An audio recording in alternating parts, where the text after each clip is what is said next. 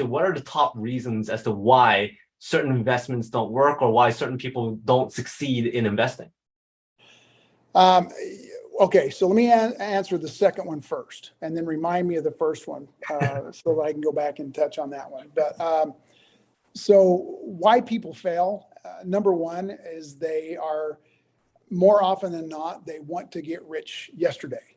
Mm. And that's not really how solid investing works. Now, I know the news would like you to believe that you know, everybody that isn't under 40, that isn't worth $1 billion and owns their own tech company is a failure. Mm-hmm. And I'm here to tell you, there are a lot more failures than there are successful stories out there. And I think, you know, they look at investing as they have a tendency to take far more risks than they should be taking early on in their investing career. Because investing, like school, like anything else, it's a progression. It's, you know, you start knowing very little, and over time you gain knowledge, and in that knowledge comes the potential for success or failure, which allows you more knowledge so that you can build on your successes and try to reduce or eliminate your failures. You know, so I think patience is probably the number one fault of a lot of people that want to get into investing. And sometimes, unfortunately, there are a lot of people out there that want to sell you on the aspect that they have all the answers. They know what the markets are going to do.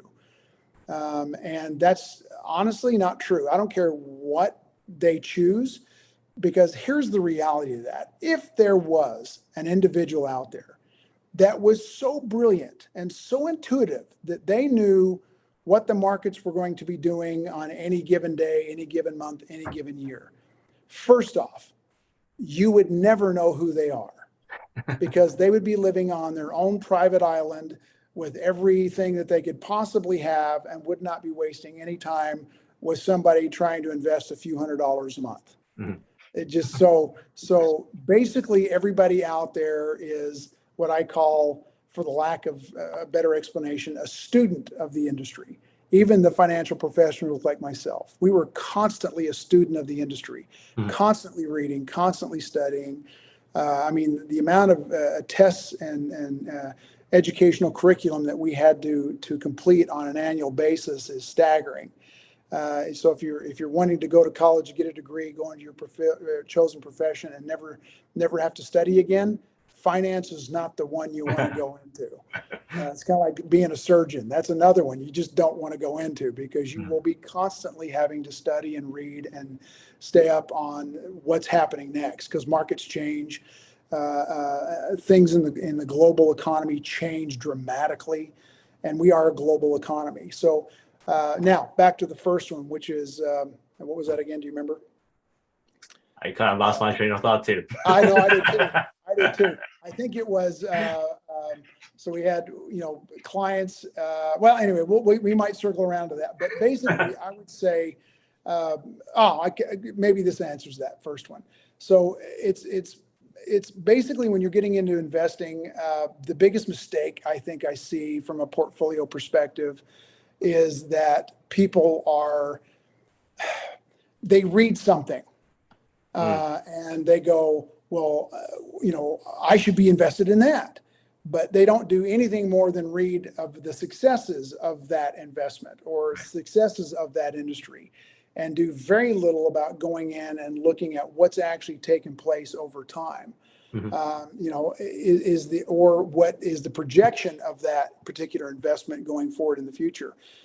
We'd have an anecdote that we would share with people, and we called it the mother-in-law effect. So by the time your mother-in-law came to you and said, I think you should buy XYZ company, it was time to get out of that company.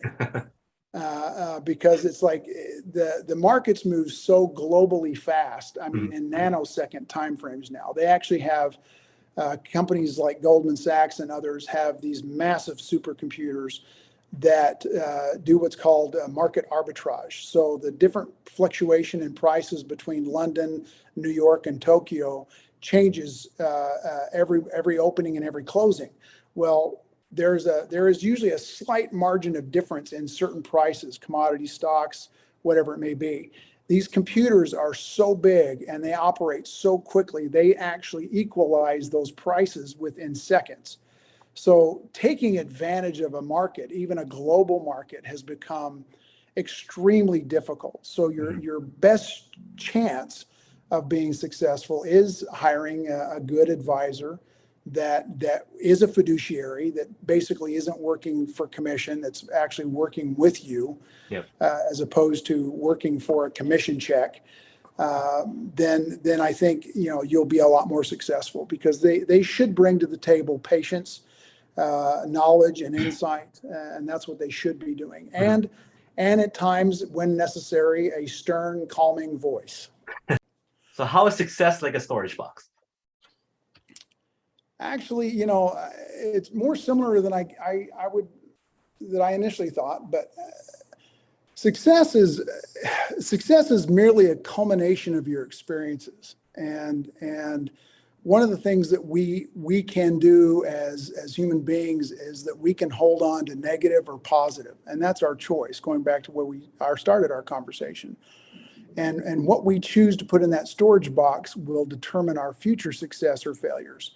So I would say take all the positive things in your life, all the successes, and remember, I look at failures as being positive too, if they move you in the right direction. Mm-hmm. And I would say that storage box now becomes your file folder. And anytime that you need to go back and revisit something when you're going through something tough in your life, whether it's personal loss, whether it's financial loss, whether you're just having a bad day, or your boss yelled at you, or a client yelled at you, go back to that storage box and pull out those positive things that reinforced your reason for being where you're at today. Mm-hmm. Our lives are a culmination of the experiences that we have had in life, and that storage box is our ability to go back and access it, like memories. The storage box is our memories. Mm-hmm. Awesome. Well done. That's how success is like a storage box. So. Yeah.